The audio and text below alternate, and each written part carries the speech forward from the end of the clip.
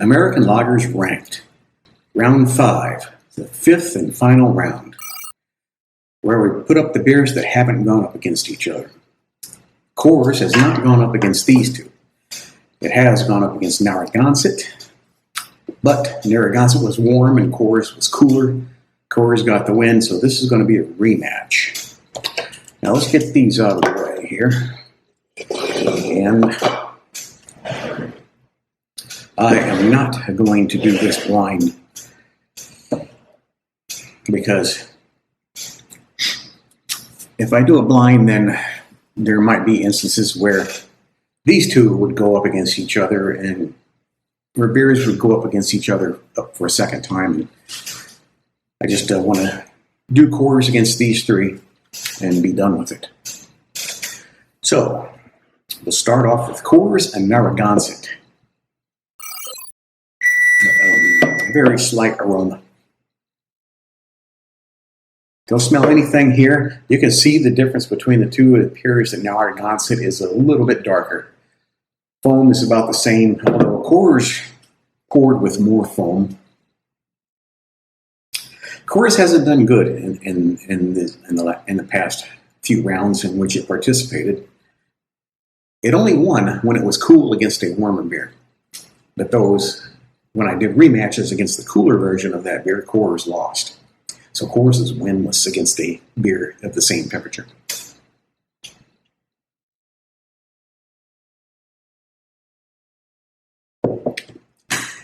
I actually don't think Coors is that bad because I had to buy a 12-pack of this, so I have a bunch of extra ones, and I've been drinking them just by themselves and not in a comparison. And it's really not that bad. Of course, it's still an American adjunct lager, so it's not that good either, but it's drinkable.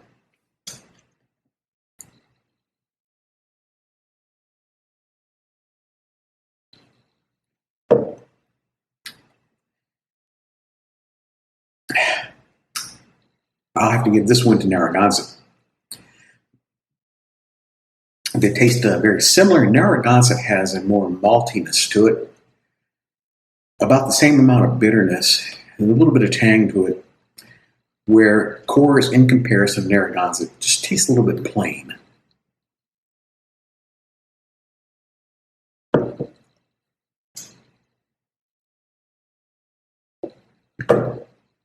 Yeah.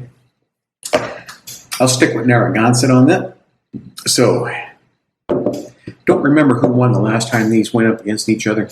I think Narragansett beat it, even though it was warm. But now that it's cold, Narragansett beats it again, I believe. Busch. Coors and Busch. Coors being winless and Busch having won maybe one or two matches, I can't remember.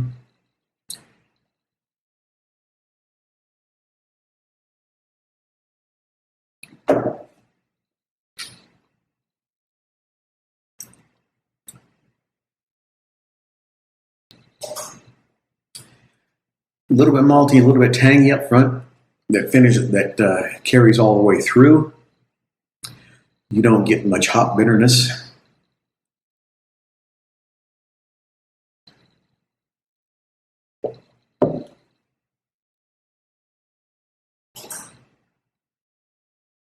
But it's just got a better flavor than Coors.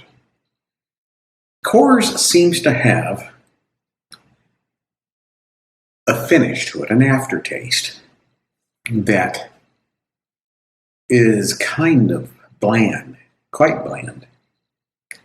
Now, all these beers, generally speaking, are somewhat bland, especially when you compare them to what you might consider a good beer, such as most European lagers. But this one's even more bland than Busch.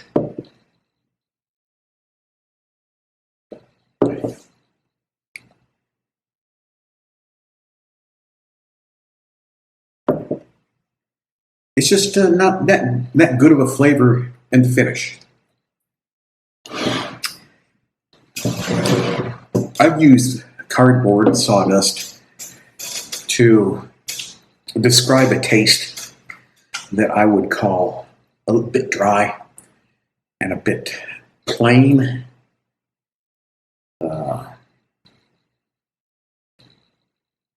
And it's kind of like how you would imagine cardboard or sawdust might taste. And that finish of this reminds me of that. All right, so let's go on to Rolling Rock. So far, Coors is still winless. Coors is still winless.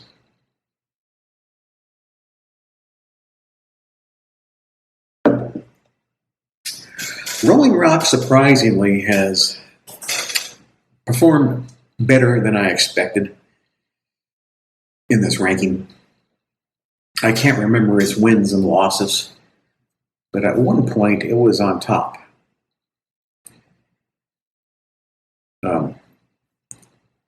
Generally does better than Busch, I think. But maybe it didn't. Maybe it did better than Pabst and lost to Miller High Life. I can't remember.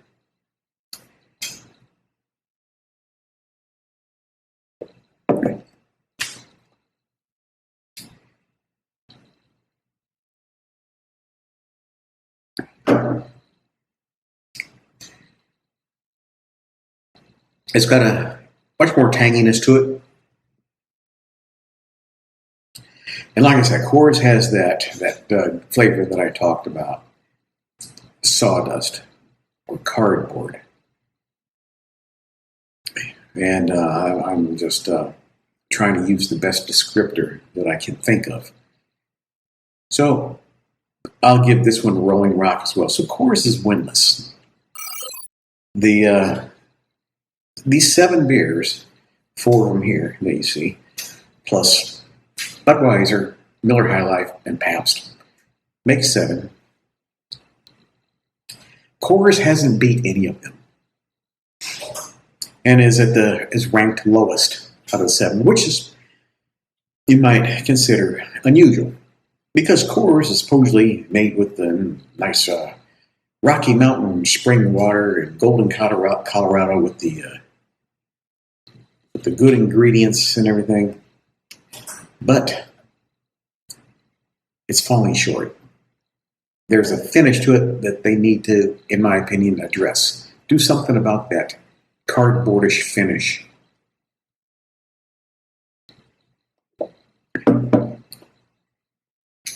This one, what I noticed about Rolling Rock is it has a richness to it, to its flavor.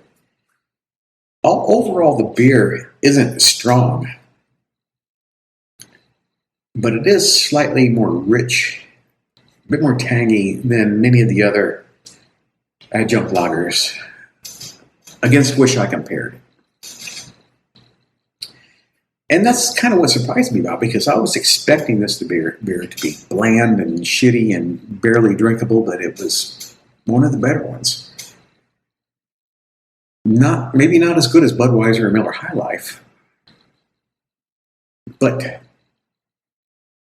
definitely better than Coors and Busch, and maybe even Pabst.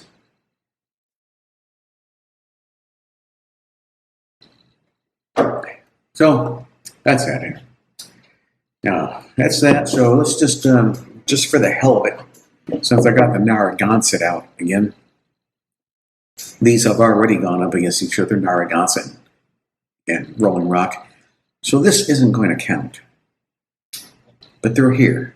So let me try them. Besides, I got to drink these beers anyway.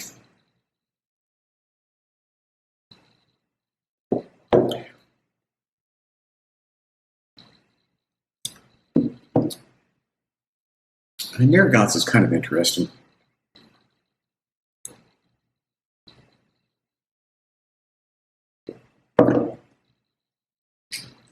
I'm actually thinking Narragansett now has a richer flavor than the Rolling Rock.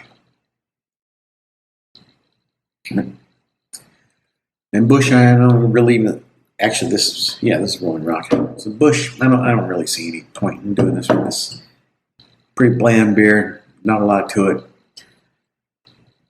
If you want to save money and you're not interested in drinking a good beer or a beer with at least a regular amount of alcohol,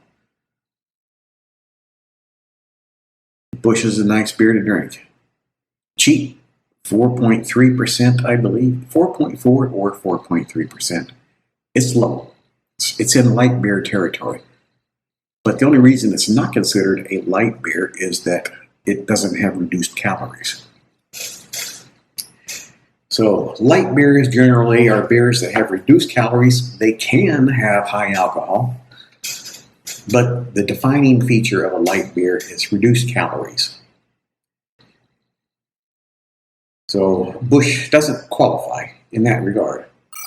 Now there are beers that are low in alcohol, but not calories. And generally those are considered session beers. They're sessionable.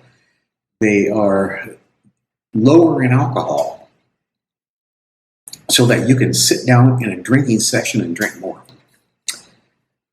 So when you see a beer that is a sessionable or a session beer, what that means is lower in alcohol, at least compared to its normal version. So you can do that, drink more. Now, there's a couple of session beers, or at least beers that I believe are considered to be session beers. Hofbräu Original and Hofbräu Haus Helles, which I compared. The Hofbräu Original is 5.1 or 2 ABV, and the Hofbräu Haus Helles is 4.8 or 9. So it's a little bit lower in alcohol. It's considered a session beer, the session version of Hofbräu Original. And there is also one from Weihenstephaner Helles and Weihenstephaner Original. Weihenstephaner Original is 5.1 or 2, and the Weihenstephaner Helles is 4.8 or 4.9. Now, even though they call them a Helles beer, the original versions are also Helles beers. Helles meaning light in German. And not light in calories, but light in color. These could all be considered Helles in the German language, as they're all pale lagers. But they're not light beers in the American sense, where they have reduced calories. So that's it. That's it for my beer comparisons for now. I do have several beers left over from these past five rounds of American Lagers Ranked. So maybe I'll do some one-on-one comparisons coming up, just to get rid of the beers. I can just drink them, or I can sit behind a camera and drink them and compare them to each other and talk shit for 10, 15 minutes. So maybe I'll do some more beer one-on-one comparisons, even though a lot of these beers have already been compared against each other. I've also got an interesting pizza comparison for you coming up. So stick around, and I'll get these done and uploaded whenever I feel like it. I'm on no schedule. Thanks for watching.